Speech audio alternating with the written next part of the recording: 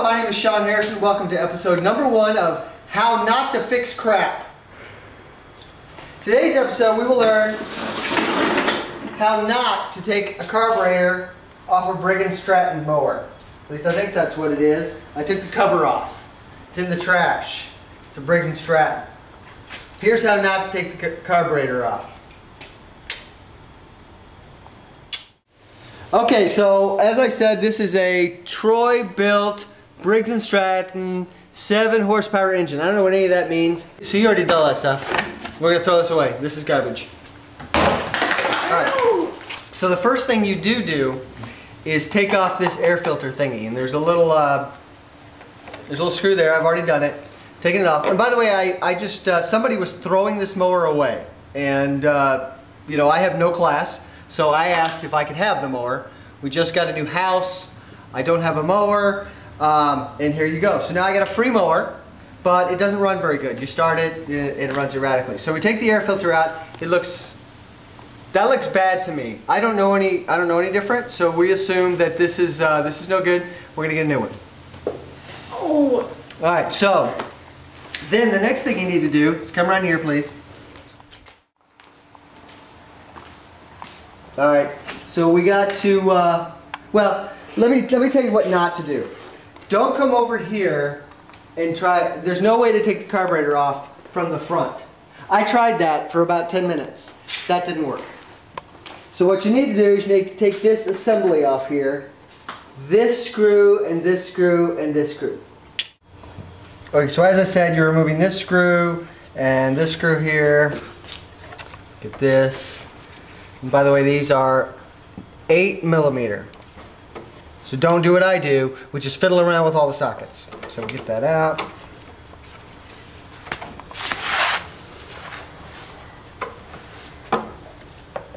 Now you take that off. And then there's a little rubber thing back here, which my daughter is going to film. There's a little rubber thing back here. Can you see that rubber thing right there, daughter? Yes, I can. Okay, so we're just going to slip that off. And then we're going to get that out of the way. Oops. Don't lose the screws. That's what I would do. Don't lose the screw on the rubber part. Okay, now up until about 30 minutes ago, I didn't know that this right here apparently is the carburetor. I didn't know that. So now I know that. This is the carburetor. And the reason we're doing this exercise is because one of the reasons that lawnmowers can run irregularly is because there's crap in here. So we're going to clean the crap out. There was another video that I watched where the guy just unscrewed this. So if I were to take these pair of pliers and come down here and try to unscrew that, that would be the way not to take off the carburetor. So I did that, and then I noticed that there was a screw down here, a bolt, special bolt, in order to take this little bowl thing off. But of course it's too close to the this thing here, so I can't get the damn thing off. So that's how not to clean out the bowl of your carburetor. Okay. Does the bing ding mean you're recording? Okay, great. Okay, so now I know that the way to take off the carburetor is you've got to take a 10mm socket and take off this bolt here and this bolt here, so the whole assembly comes off. Now of course this is a 10mm socket. Earlier we had an 8mm socket. They can't be the same because that would make it too easy. So we're going to put that one over there, and then we would take, but wait, I'm again doing it wrong. Because if I do that, some helpful person showed me that then all the fuel that's in my lines here is all going to come running out. So I gotta close that off. Now you can't just, you know, I'm just going to pinch it off. And so some helpful person showed me on YouTube that you take one of these little clamps here and you clamp it onto the fuel pump to stop the gas from coming out. So that's a great tip, but don't just use your clamp, right? You need something soft. So I needed something soft. I couldn't find anything.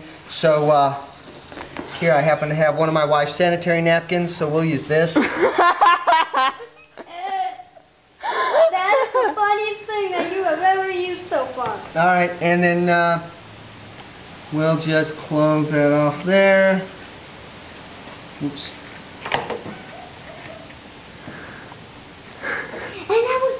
There we go. So now the gas is not going to come off, right? Cool. Okay, so we know that we don't unscrew this. We know we have to undo these. We've got our fuel line cut off. One more thing. When you take these off, then this assembly is going to be loose, but it's still attached. And I want you to, here's what else not to do. Don't just pull it out. Because on top of here, you've got this little spring. I don't know what the hell this spring is for. I'm sure it's very important. And then there's this, can you see this? Yes. Because it's kind of hidden in here. And there's another metal thing. So this spring is connected to this metal bit, and this metal bit comes around and connects to that little plastic thing up there. And one of the helpful videos I saw said that that thing is irreplaceable, so don't break it. So when you undo this thing, what I did is I undid this little spring very carefully, and then I was able to kind of gently bring it out and then take the bolt off. Now I'm not going to do it because okay, so you're undoing these very carefully, pulling this assembly out. Don't break off this little plastic bit up here. You don't have to unhook the whole thing.